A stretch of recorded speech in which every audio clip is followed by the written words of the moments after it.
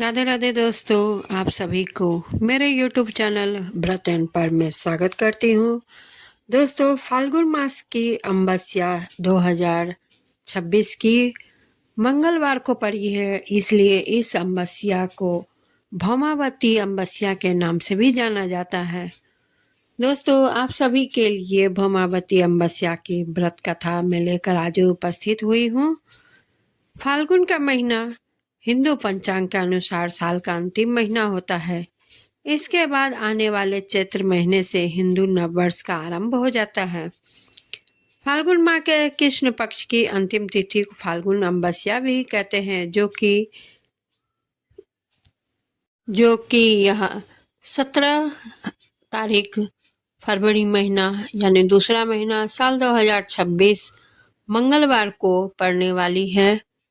और ये फाल्गुन अमावस्या महाशिवरात्रि पर्व के बाद आती है और हिंदू वर्ष की अंतिम अमावस्या होती है। यह अमावस्या सुख, संपत्ति और सौभाग्य की प्राप्ति के लिए विशेष फलदायी है। जीवन में सुख और शांति के लिए फाल्गुन अमावस्या का व्रत रखा जाता है। इस दिन लोग पवित्र नदियों में स्नान कर जरूरतमंदों को दान करते हैं। यह अमावस्या पितरों को मोक्ष दिलाने वाली होती है, इसलिए इस दिन पितरों की शांति और पूर्वजों का आशीर्वाद प्राप्त करने के लिए तर्पण और श्राद्ध भी करते हैं।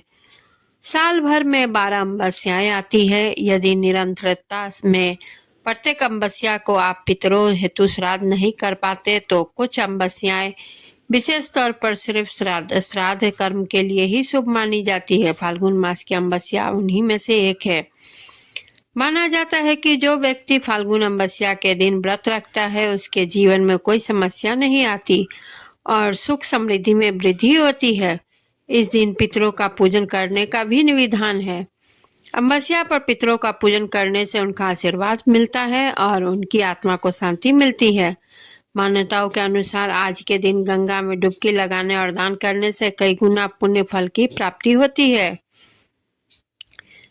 फाल्गुन मास की कथा के अनुसार एक दिन ब्राह्मण परिवार था जिसमें पति पत्नी और उनकी एक पुत्री थी।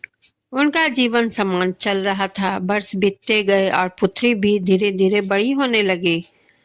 बढ़ती आयु के साथ उसमें स्त्रियों के गुणों का विकास होने लगा था। वह अत्यंत ही सुंदर, सुशील और सर्वगुण संपन्न थी, लेकिन गरीब होने के कारण उसका विवाह नहीं हो पा रहा था। सर्वगुण संपन्न थी लेकिन गरीब होने के कारण उसका विवाह नहीं हो पा रहा था। एक दिन उस ब्राह्मण के घर एक साधु महाराज पधारे। ब्राह्मण पुत्री की सेवा से साधु महाराज का मन बहुत प्रसन्न हुआ और उन्होंने कन्या को लंबी उम्र का आशीर्वाद तो दे दिया, लेकिन यह भी बताया कि उसके हथेली में विधवा योग है। इस बात से चिंतित होकर ब्राह्मण परिवार ने साधु से उपाय पूछा। तब साधु ने कुछ देर विचार करने के पश्चात अपने ध्यान के आधार पर बताया कि कुछ ही दूरी पर एक गांव में सोना नाम की धोबिन जाति की एक महिला अपने बेटे और बहू के साथ रहती है, जो बहुत ही संस्कारों से संपन्न तथा पतिपरायण और निष्ठावान है। यदि वह कन्या उसकी सेवा करे और उसके विवाह में वह महिला अपनी मांग का सिंदूर लगा दे तो इस कन्या का विधवा योग मिट सकता है। साधु ने यह भी कहा कि वह महिला कहीं आती जाती नहीं है। यह बात सुनकर ब्राह्मणी ने अपनी बेटी से धोबिन की सेवा करने की बात कही। अगले दिन कन्या प्रातःकाल उठकर सोना धोबिन के घर चली गई और फिर प्रतिदिन यह धोबिन के घर की साफ सफाई और अन्य सारे कार्य कर अपने घर वापस आ जाती थी। एक दिन सोना धोबिन अपनी बहू से पूछती है कि तुम तो सवेरे उठकर सारे काम कर लेती हो और पता भी नहीं चलता।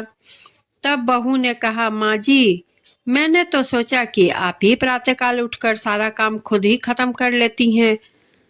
मैं तो देर से उठती हूँ। इसके बाद दोनों सास बहू निगरानी करने लगी कि कौन है जो सवेरे ही घर का सारा काम करके चला जाता है। कई दिनों बाद धोबिन ने देखा कि एक कन्या प्रातः घर में आती है और सारे काम करने के बाद चली जाती है।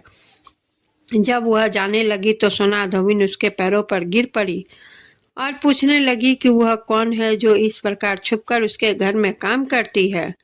तब कन्या ने साधु द्वारा कही गई सारी बातें बताई। सोना धोबिन पति परायण थी, उसमें तेज था, इसलिए वह इस बात के लिए मान गई। सोना धोबिन के पति थोड़े अस्वस्थ थे, इसलिए उसने अपनी बहू से अपने लौट आने तक घर ही पर ही रहने को कहा। सोना धोबिन ने जैसे ही अपने मांग का सिंदूर उस कन्या की मांग में लगाया, उसके पति की मृत्यु हो गई। थोड़े समय बाद उसे इस बात का पता चला। वह घर से निर्जल ही चली थी। यह सोचकर कि रास्ते में कहीं पीपल का पेड़ मिलेगा तो उसे भबड़ी देकर उसकी परिक्रमा करने के बाद ही जल ग्रहण करेगी। उस दिन अमावस्या थी। ब्राह्मण के घर में मिले पुए पकवान की जगह उसने ईंट के टुकड़े से 108 बार भबड़ी देकर पीपल के पेड़ की 108 बार परिक्रमा की और उसके बाद जल ग्रहण किया। ऐसा करते ही उसका पति वापस जीवित हो गया। इसलिए माना जाता है कि इस दिन व्रत आदि करने से पुण्य फल की प्राप्ति होती है।